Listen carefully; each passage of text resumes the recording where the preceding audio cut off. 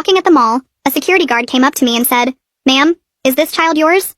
I was about to say no, but the kid looked at me with fear in her eyes. She nodded her head slightly and mouthed the words, "Say yes, please," while the guard wasn't looking. Something in her expression made me trust her instantly. "Yes, this is my daughter."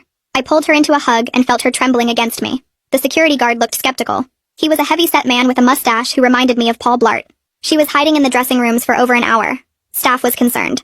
"I'm so sorry. We got separated and she must have gotten scared." I rubbed the girl's back trying to seem maternal. You know how kids are. He studied us both for a long moment. The girl buried her face in my shoulder and I could feel her heart racing against my chest. Finally he nodded and walked away, but I noticed he spoke into his radio as he left.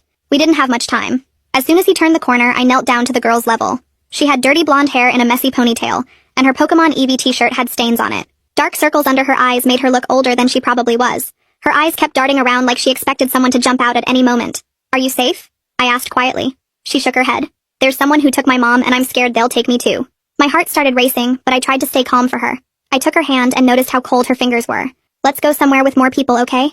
I led her to the food court where it was crowded and we'd blend in better. The lunch rush meant every table was full and the noise would cover our conversation. I bought her a slice of pizza and a lemonade, then found us seats near the exit. She devoured the food like she hadn't eaten in days.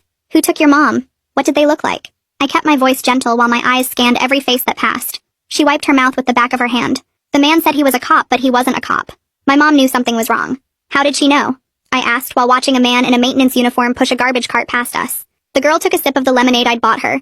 Her hands shook slightly as she held the cup. "She used to be a cop." She said his badge looked fake and his uniform was wrong. The shoulder patches were for a different county and his belt only had handcuffs. "What happened then?" I noticed the same security guard from earlier standing by the Panda Express watching us. We were shopping for my birthday when he approached us. My mom grabbed my hand really tight and started walking fast, but he followed.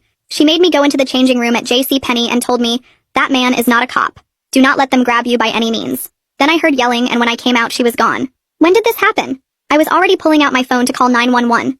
3 days ago." She looked down at her pizza crust. 3 days? Where have you been staying?" I tried to keep the shock out of my voice. "My mom's car. She taught me where she hid the spare key under the wheel well, but I ran out of the snacks she kept in there yesterday." The girl's eyes filled with tears, but she blinked them away like she was used to being strong. I was dialing 911 when she suddenly grabbed my arm. Her small fingers dug in with surprising strength. "He's here. The fake cop is here." My thumb froze over the call button. I looked around but saw only normal mall shoppers. Families with strollers eating orange chicken. Teenagers taking selfies by the fountain. A man in a suit checking his phone by the ATM. I don't see anyone in a police uniform. He changed clothes, but I know his face. He limps a little on his left side. And his shoes. My mom taught me to memorize details. Black dress shoes with a scuff on the right toe. She was practically hyperventilating now. "Okay, we're going to calmly walk to the bathroom. Then we'll..." Click the link in my bio to get the full story for free.